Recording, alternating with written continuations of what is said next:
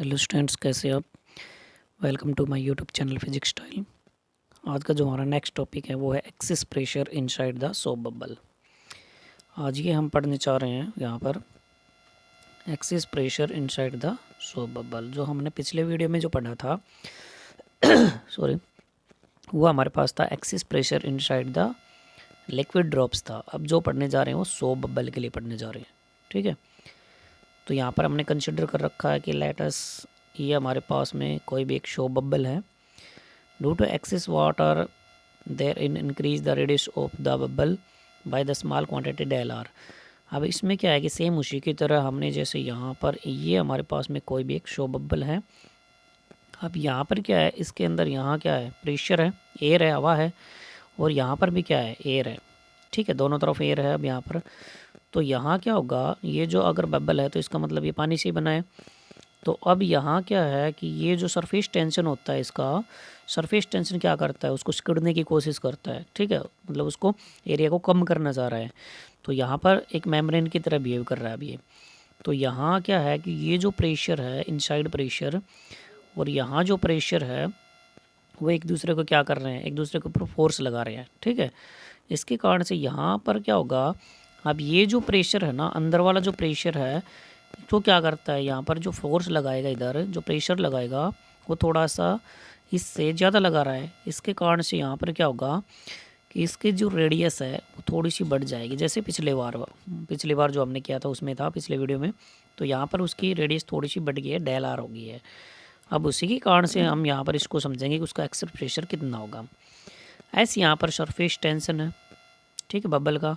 P O यहाँ पर atmospheric pressure है, पी आई यहाँ पर total pressure inside the bubble, bubble के अंदर कितना प्रेशर है। ठीक है, अब आगे देखिए, axis pressure inside the bubble कितना प्रेशर होगा। तो पी यहाँ पर हमने टोटल प्रेशर मान लिया है। जो पी आई जो इनसाइड प्रेशर है, अंदर वाला जो प्रेशर है, और जो पी ओ जो आउटसाइड प्रेशर है, और अंदर वाला जो प्रेशर है, अंदर वाला ज़्यादा, इसके कारण से पी आई में से पी ओ यहाँ पर घटा रहे हैं। तो work done by the excess pressure, work done कितना होगा, W equal to excess pressure into में एरिया और इनटू में रेडियस। तो सेम उसी की तरह जो हम वर्क डन निकाल रहे थे वो F और S होता है।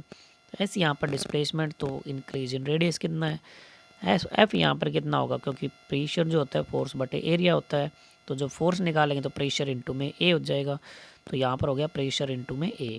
ठीक है, अब जो वैल्यू आई थी, जो प्रेशर है P है, एरिया यहाँ पर कितना होगा, इसका सेम वही 4πr² होगा, और ये कितना हो गया हमारे पास में डेल आर। यहाँ पर रेडियस जो इंक्रीज रेडियस था, ये इंक्रीज रेडियस है। ठीक है, अब देखिए, ये हमने इसको कंसिडर कर लिया कि आपके पास कोई इक्वेशन सेकंड बन गई है। पहले वाले ये है आपके पास ऊपर। तो soap bubble has two free surface, one outside the bubble and other inside the bubble where the soap solution and air are in contact. अब देखिए, इसको समझिए कि यहाँ जो सोप बबल हमारे पास में, उसके पास में कितने फ्री सरफेस हैं, दो फ्री सरफेस है। वो देखिए कैसे, जैसे हमने ये एक बबल कंसिडर कर रखा है, तो आपको पता है कि बबल के आउटसाइड में यहाँ पर जो बाहर वाला जो एरिया है, यहाँ पर भी क्या है, एयर है। ठीक है, तो यहाँ एटमॉस्फेरिक प्रेशर होगा। तो एक तो सरफेस एरिया ये बन गया बाहर वाला, दूसरा जो यहाँ जो बबल बना है, तो यहाँ पर जो बबूला, कहने का मतलब ये है, तो यहाँ पर भी जो बबल है, इसके अंदर भी क्या है हमारे पास में, यहाँ ये एक तो ये सरफेस एरिया हो गया, दूसरा ये सरफेस एरिया होगा जो कि एक एयर से कांटेक्ट है। ये वाला जो सरफेस एरिया है, इसके ऊपर भी एयर है और नीचे भी एयर है, क्योंकि यहाँ पर भी हवा भरी हुई है और बाहर भी एयर है। तो दो सरफेस एरिया बन गए यहाँ पर। ओके, अब तो ये हो गया हमारे पास increase in the surface area of the bubble. कितना सरफेस एरिया अब इंक्रीज होगा, पहले तो हमने वर्क डन निकाला है, अब आपके पास में कितना सरफेस एरिया इंक्रीज हुआ। तो हमने आपको बताया था कि जो फाइनल सरफेस एरिया होता है उसमें से हम इनिशियल सरफेस एरिया को क्या कर देते हैं, घटा देते हैं। तो फाइनल जो सरफेस एरिया था उसमें से इनिशियल घटा दो। 2 यहाँ पर क्यों लगाया है, क्योंकि यहाँ पर आपके पास में दो सरफेस एरिया, इसलिए हमने उसको 2 लगा दिया है। ठीक है, अब ये 2 जो है वो बाहर, दोनों की तरफ बाहर है। ओके, तो देखिए 4πr डेल r², तो 4 तो ये सारे बन गए, इसके साथ मल्टीप्लाई करेंगे तो, लेकिन 4 की इनके 2 के साथ भी साथ साथ मल्टीप्लाई करते हो तो ये हो गया 8, 4πr², ये भी 8π डेल r²। अब जो हमारे पास में जो फार्मूला होता है a प्लस बी का होल स्क्वायर, तो वो आपके पास में a square plus b square plus 2ab होता है। तो ये जो 2 आया 8 तो आएगा यहाँ पर, लेकिन जो 16 आया वो 2 यहाँ पर एक और मल्टीप्लाई हो गया 2 से, ठीक है। तो ये हो गया आपके पास में 16 पाई आर डेल आर, ठीक है। और ये आपके पास में पहले से ही था 4 पाई आर स्क्वायर, ये बन गया आपका 8 पाई आर स्क्वायर, क्योंकि ये जो है इस 2 के साथ भी क्या होगा, मल्टीप्लाई होगा। ओके, अब ये बन गया आपके पास में, ये कैंसिल हो गए, तो ये बन गया 8 pi del r square plus 16 pi r del r. Okay, हमने आपको बताया था कि जो यहाँ पर डेल आर होगा वो बहुत ही कम, यहाँ पर ये जो एरिया इसका बड़ा है, यहाँ पर जो इसका रेडियस बड़ा है वो बहुत ही स्मॉल, बहुत ही कम बड़ा है यहाँ पर, ठीक है। इसी कारण से डेल आर स्क्वायर को क्या कर देते हैं हम, वेरी वेरी स्मॉल कंसिडर कर लेते हैं, उसको नेगलेक्ट कर देते हैं। तो हमारे पास में जो वैल्यू आई है वो बन गई आपके पास में 16 पाई आर डेल आर। ये आपके पास कंसिडर हो गया, कैंसिल हो गया, इसको नेगलेक्ट कर दें क्योंकि यहाँ पर डेल आर स्क्वायर है, तो स्क्वायर वाले को कैंसिल कर दिया हमने। तो ये बच गया आपके पास में, ये हमने यहाँ पर लिख दिया है।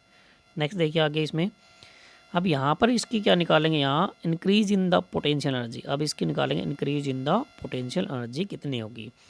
तो हमने आपको बताया था कि जो पोटेंशियल एनर्जी कितनी वर्क डन के रूप में काम कर रही है, तो ये हो जाएगा आपका increase in the surface area into में सरफेस टेंशन। तो इंक्रीज इन सरफेस एरिया कितना है, ये है, ये बड़ा हमने यहाँ पर निकाला है अभी। तो ये बन गया 16 पाई आर डेल आर, और ये आपके पास में क्या था, एस। ये पहले से आपके पास में क्या था, सरफेस टेंशन था, ठीक है। इसी के कारण से आपके पास में ये वैल्यू आ रही है।